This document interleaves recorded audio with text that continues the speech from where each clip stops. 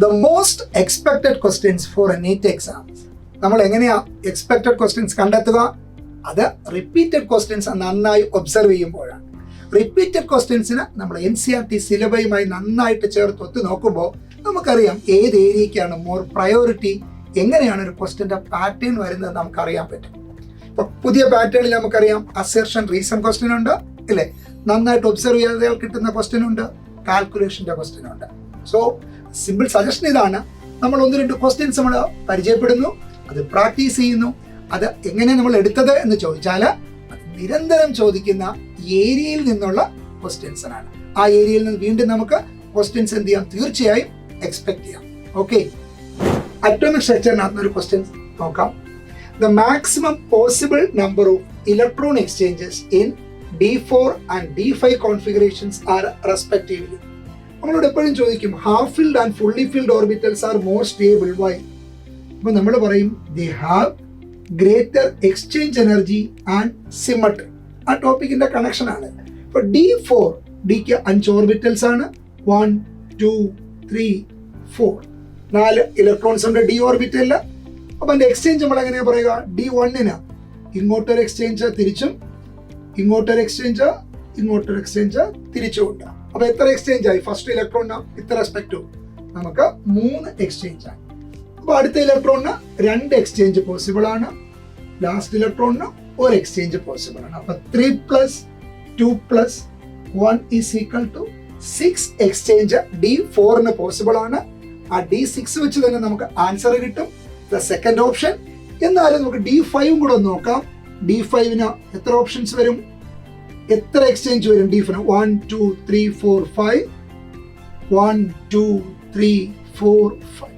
ആ സിസ്റ്റം പിടികിട്ടി നമുക്കറിയാം. ഇവിടെ ഫസ്റ്റിന് 1 2 3 and 4 ആണെങ്കിൽ പിന്നെ പ്രോഗ്രഷൻ ആണ് അല്ലേ, 4 + 3 + 2 + 1 that is equal to 10.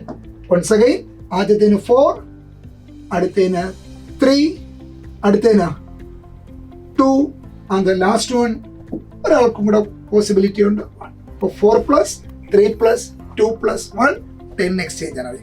Exchange energy കൂടുന്തോറും സ്റ്റെബിലിറ്റിയും കൂടും. ഓക്കെ, ഇപ്പോൾ സ്ട്രക്ചർ ഓഫ് ആറ്റത്തിൽ അതേ പാറ്റേണിൽ നമുക്ക് മറ്റൊരു ക്വസ്റ്റ്യൻ നോക്കാം. ഒരു ഫിഗർ പോലെ നമുക്ക് തോന്നും.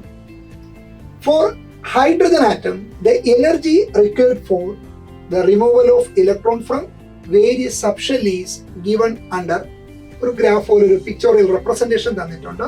The order of the energies would be. ഇത് 3sന്റെ എനർജിയെ നമ്മൾ E1 എന്ന് മാർക്ക് ചെയ്യുന്നു, 3pയുടെ എനർജി നമ്മൾ E2 എന്ന് മാർക്ക് ചെയ്തിട്ടുണ്ട്, 3dയുടെ എനർജി E3. ഹൈഡ്രജന്റെ ആറ്റം പെട്ടെന്ന് പറയാം നമുക്ക്. ഇതിൽ ആർക്കാണ് എനർജി കൂടുതൽ എന്ന് ചോദിച്ചാൽ 3sനാണോ 3pക്കാണോ 3dക്കാണോ എനർജി കൂടുതൽ? പെട്ടെന്ന് നമുക്കറിയാം 3dയുടെ എനർജി കൂടുതലാണ്. പക്ഷേ ഇവിടെ ഒരു ചെറിയ ട്വിസ്റ്റ് ഉള്ളത്, ഹൈഡ്രജന്റെ ആറ്റമാണ്. ഹൈഡ്രജന്റെ ആറ്റത്തിന്റെ energy depends only on principal quantum number n value. അപ്പോൾ 3s ആയാലും 3p ആയാലും 3d ആയാലും n വാല്യൂ സെയിം ആയതുകൊണ്ട് 3 പേരുടെയും എനർജി എന്തായിരിക്കും? സെയിം ആയിരിക്കും അല്ലെ. അപ്പൊ 3sന്റെ എനർജി 3pയുടെ എനർജി 3dയുടെ എനർജി സെയിം ആയതുകൊണ്ട് E1 = E2 = E3.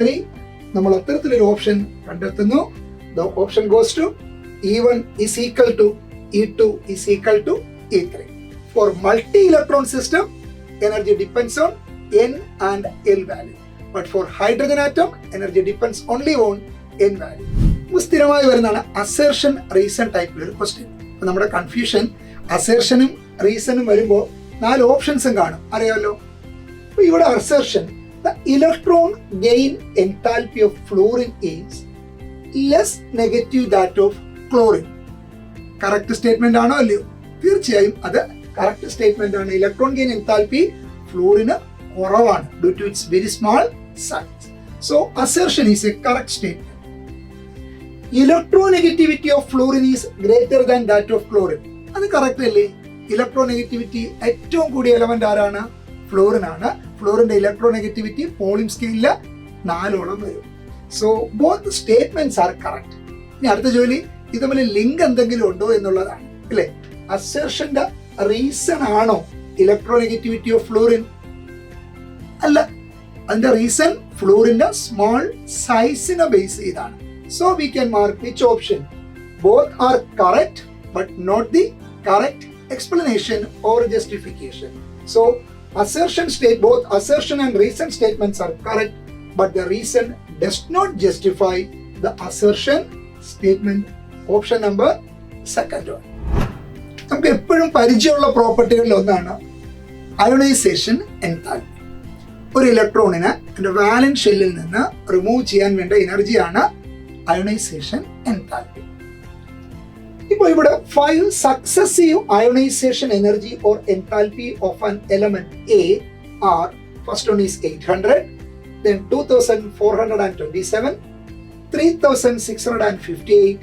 Suddenly ഒരു ബിഗ് ജമ്പ് ആണ് വാല്യൂല് 25,024 അല്ലേ? എന്താണ് വലിയൊരു ബിഗ് ജമ്പ് അവിടെ ഉണ്ടാവുന്നത്? എന്തുകൊണ്ടായിരിക്കും? വാലൻസ് ഷെല്ലിലുള്ള ഇലക്ട്രോൺസ് ഒക്കെ തീർന്നിരിക്കുന്നു ഇല്ലേ? നമ്മളിപ്പോ ഒരു വാലൻസ് ഷെല്ല് കൺസിഡർ ചെയ്യുമ്പോൾ ഇവിടെ 1, 2, 3 അല്ലേ? ഒരു ഇലക്ട്രോൺ പോയി, പ്രോബ്ലം ഇല്ല. പിന്നെ രണ്ടാമത്തെ ഇലക്ട്രോൺ പോയി, 3 ഇലക്ട്രോണും പോകുമ്പോൾ ഏതാണ്ട് ഒരു ഷെല്ല് പോയ ഒരു ഫീലാണ്. അമാറായി. ഇപ്പൊ എത്രാമത്തെ വാല്യൂ ആണ് അത്ര വെരി ഹൈ ആയിരിക്കുന്നത്? First, second, third, fourth value abnormally very high ആണ്. അത് കഴിഞ്ഞ് പിന്നെ ഒരു 32,000 വന്നിട്ടുണ്ട്. So big jump is observed at fourth ionization enthalpy. So number of valence electron goes to 3. മൂന്നാമത്തെ വാലൻസ് ഇലക്ട്രോണും പോയി കഴിയുമ്പോഴാണ് ഫോർത്ത് എനർജി വെരി ഹൈ ആയി മാറുന്നത്. So number of വാലൻസ് electron is 3, it's valency is 3. അപ്പോ എക്ക് ഒരു 3+ ആണ് നമുക്ക് സജസ്റ്റ് ചെയ്യാൻ പറ്റുന്ന charge. So the molecular formula of its chloride എന്ന ചോദ്യത്തിൽ നമ്മൾ പറയും അതിന്റെ കൂടെ ക്ലോറിൻ വന്നാൽ -1 നമ്മൾ ക്രോസ് ചെയ്യുന്നു. അതിന്റെ formula ACl3 because its valence electrons are 3. Okay.